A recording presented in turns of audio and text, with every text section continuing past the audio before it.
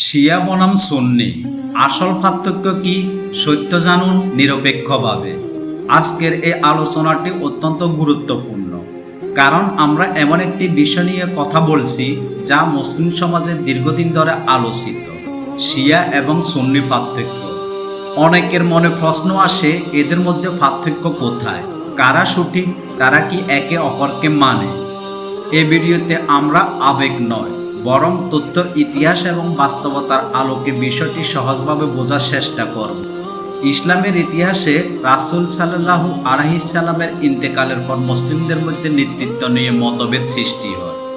এই মতভেদ থেকে দুইটি প্রধান ধারা গড়ে ওঠে, সুন্নি এবং শিয়া।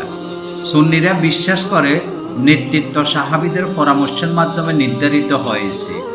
অন্যদিকে শিয়ারা মনে করে নেতৃত্ব হওয়া উচিত ছিল রাসূল সাল্লাল্লাহু আলাইহি সাল্লামের পরিবার থেকে, বিশেষ করে হযরত আলী রাদিয়াল্লাহু এর মাধ্যমে। এই জায়গাতে মূল পার্থক্যের সূচনা। নেতৃত্বের বিষয় ছাড়াও সাহাবীদের প্রতি দৃষ্টিভঙ্গিতেও কিছু পার্থক্য দেখা যায়।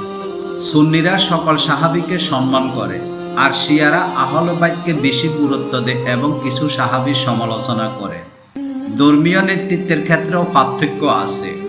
সুন্নিরা আলেমদের অনুসরণ করে, আর শিয়ারা ইমামদের বিশেষ মর্যাদা দেয়। ইবাদতের ক্ষেত্রেও কিছু ছোটখাটো পার্থক্য রয়েছে, যেমন নামাজ বা আজানের কিছু নিয়মে ভিন্নতা দেখা যায়। তবে গুরুত্বপূর্ণ বিষয় হলো মূল ইবাদত, ঈমান এবং ইসলামের ভিত্তি একই রয়ে গেছে। একটি গুরুত্বপূর্ণ দিক হলো উভয় সম্প্রদায় কুরআনকে আল্লাহর কিতাব হিসেবে মানে এবং রাসূল সাল্লাল্লাহু আলাইহি সাল্লামকে শেষ নবী হিসেবে বিশ্বাস করে। পার্থক্য মূলত ব্যাখ্যা এবং ঐতিহাসিক দৃষ্টিভঙ্গিতে।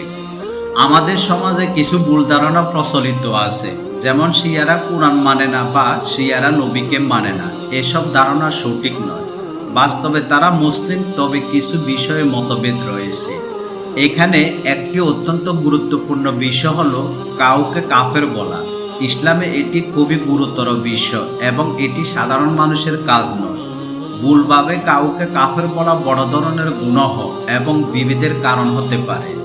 আজকের পৃথিবীতে মুসলিমদের সবচেয়ে বেশি প্রয়োজন ঐক্য, সহনশীলতা এবং সঠিক জ্ঞান।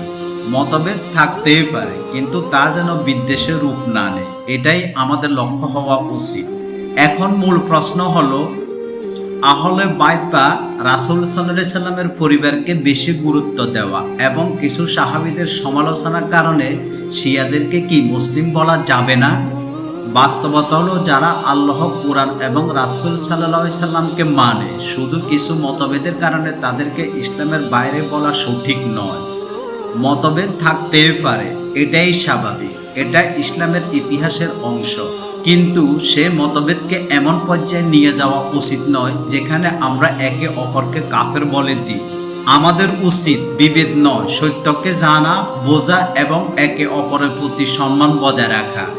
সবশেষে শিয়া ও সুন্নির মধ্যে পার্থক্য থাকলেও ইসলাম একটাই, ঐক্যই শক্তি, বিভেদ নয়।